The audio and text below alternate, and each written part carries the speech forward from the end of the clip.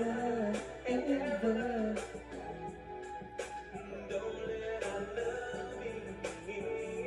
We don't own rights to this music. Let me hear you tell me you love me. Let me hear you say you never leave me. Ooh, girl, that will make me feel so right.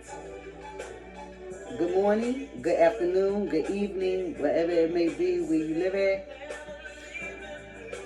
I'm Sabrina, and this is Titus, and we would like to welcome you to Sabrina and Titus World.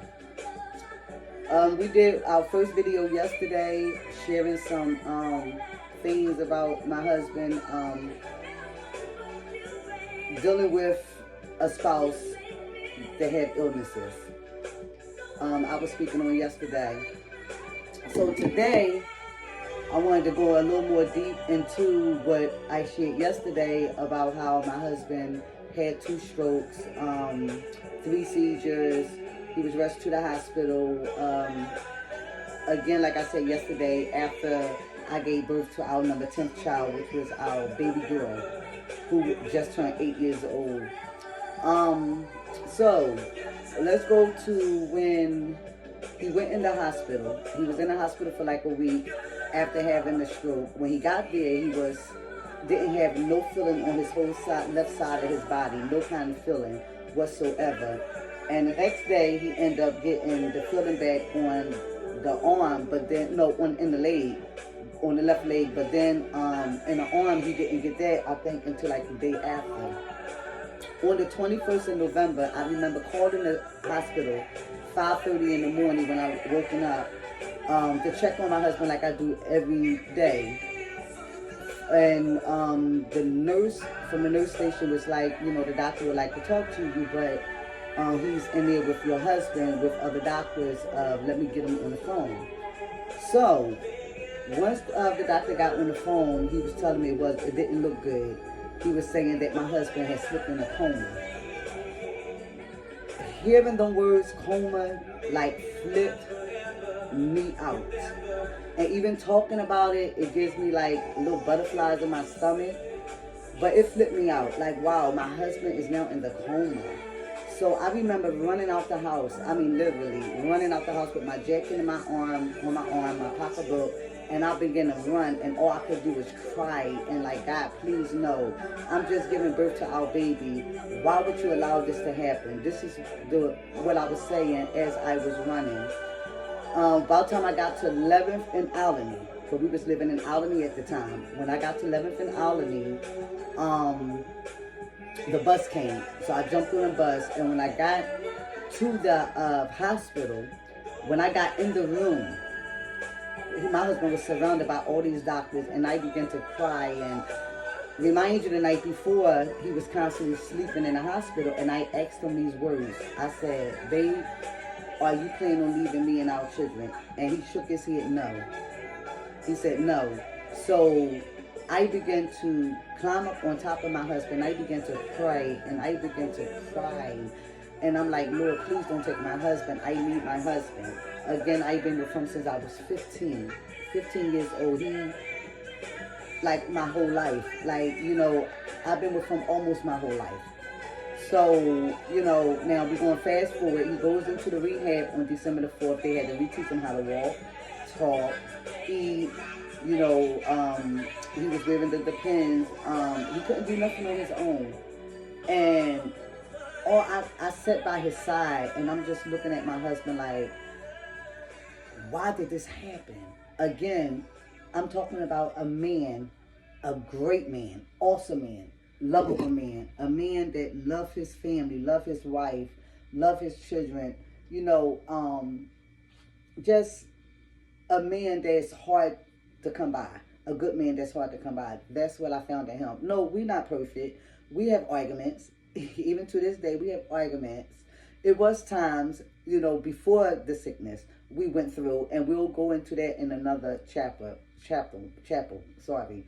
But today, I'm still talking on how do you love your spouse through sickness, through an illness.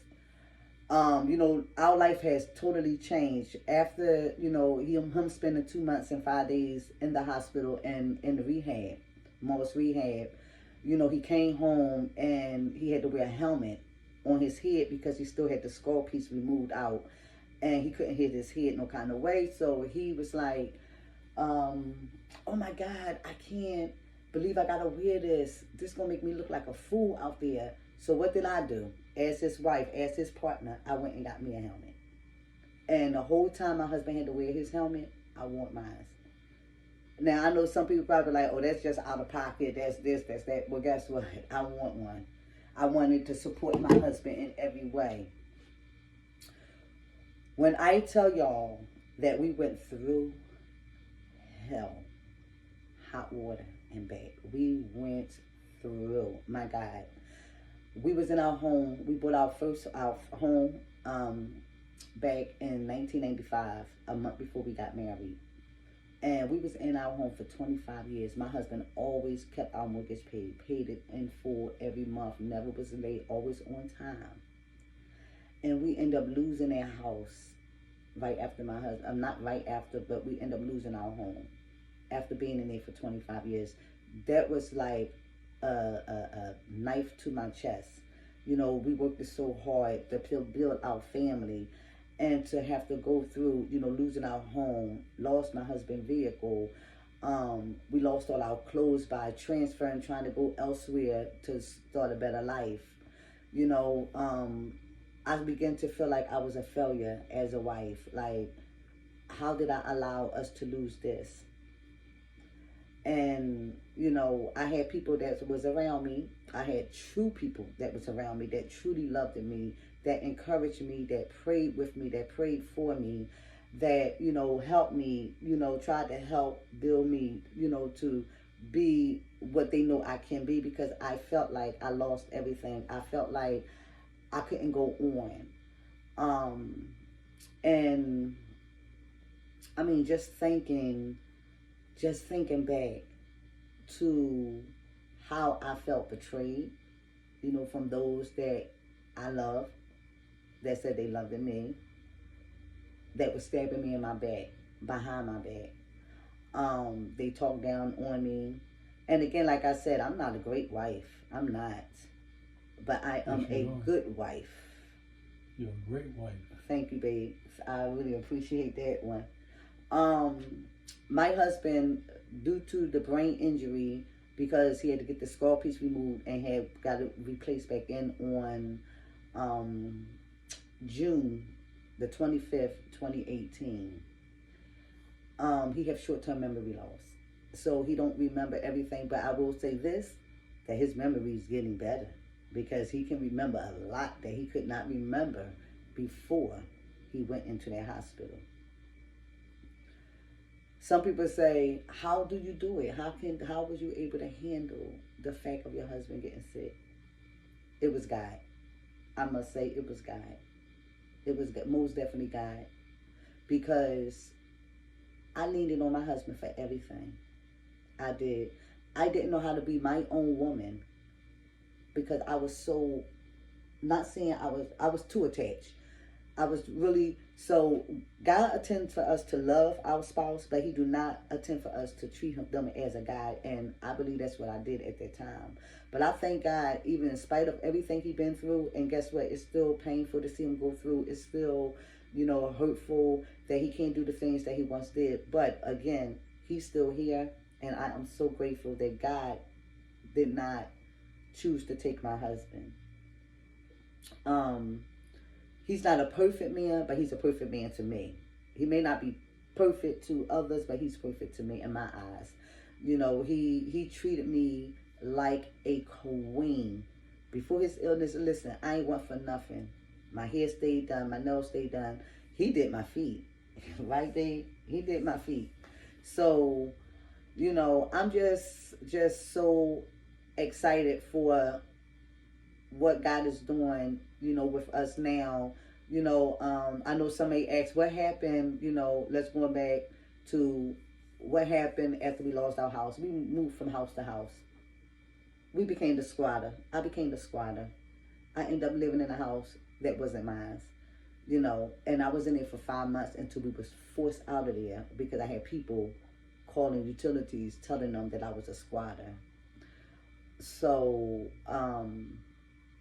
we here now. God opened up a door for us when my husband went back into the hospital for the mild heart attack back in March. He opened up the door. He used my son, our second oldest, to bless us, to put us somewhere where we would be comfortable, and we're grateful for that. And we thankful for our son that as we open up the door. I had wives come to me and they say, how I have one wife, and I would not give out names, but one person came to me, and I didn't even know this person personally, but they came to me through Facebook. I'm on a marriage club thing. We've been on it for years. So they came to me and they said, oh, I left, you know, they was going through so bad with their spouse. And they end up walking out. They end up putting their spouse in the nursing home. How? How can you say you truly love someone and want to throw them away like that? I don't care what may happen. I don't care what we may go through. I would never leave my husband's side. I would never. He drives me crazy. Yup. I drive him crazy. Yup. We do. Because we two different people. We was born in two different homes. We like some of our likes is different. So, you know, we're not a perfect couple. And I'm not here to try to portray to be a perfect couple. But one thing for certain and two things for sure, we are most definitely perfect for each other. And I'm so happy that this man, my husband of 30 years, the man I've been with for almost 39 years, chose me to be Mrs. Whitehead. I greatly appreciate you, babe. I love you too, girl. I know you do. See, this is what it's about. You know, learn how to keep that fire burning in your marriage, even through the ups and the downs. Honey, we've been through some ups and some downs, and we're going to get to that. But we just wanted to come on today. Didn't know we was going to do it today, but hey, we here. Wanted to come on to encourage your wives, especially your wives. Keep on loving your husband. No matter what he goes through, no matter what goes through if he have to go through in his body, be his support. Encourage him. Love on him. Let him know you still there for him. You understand what I'm saying? A wise person told me before, an older woman told me before, you know, she, actually a pastor sitting in the church was saying, you know, when you young, you know, you got that little nice body, the long thick hair, you know, you might be slim, muscles. But as we get older, guess what? All that stuff changes. But one thing for sure, true love would not change. True love would not change. Not at all. I'm sorry, y'all. I'm just trying to, true love would not change. Not at all. So again, we pray that, you know, we was able to help you. We pray that we can also one day be a support to another couple, because that's my desire. So, you know, I'm just asking everyone just to, you know, stay encouraged. No matter what you go through in your marriage, stay encouraged. Stay encouraged. Stay encouraged.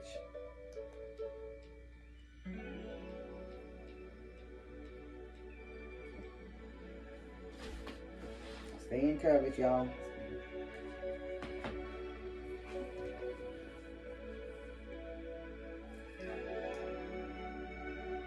We started dating back in 1987. I was 15 when Keith Sweat came out with this Make It Last Forever record. And we love Keith Sweat. How deep is your love? How deep is your love? Gotta have that true love, y'all. Because that's the only thing that's going to keep you and your spouse standing through every trial, through every tribulation. Y'all can make it. Because guess what? We still here. All night wondering. It don't have to change, y'all. That love can still be there. Kiss me. I know his kisses is real.